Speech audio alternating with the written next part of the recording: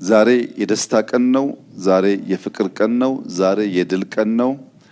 ለሐጂ ሙስጠፋ ያለኝ መልእክት የተሰራው ስራ አስደናቂ ነው።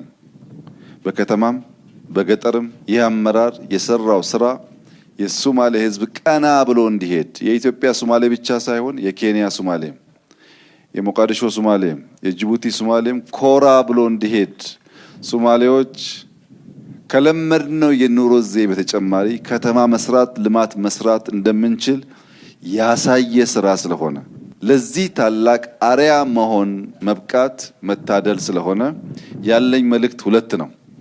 ሐጂ ሙስጠፌ ባለፉት ዓመታት የሶማሌ ህዝብና የኢትዮጵያ ህዝብ ከርሶ የሚጠብቀውን ከርሶ ካቢኔ የሚጠብቀውን 2% ዴሊቨር ስላደረጉ በጣም እያመሰገንኩ በሚቀጥለው ዘመን የቀረውን 90% በመልፈ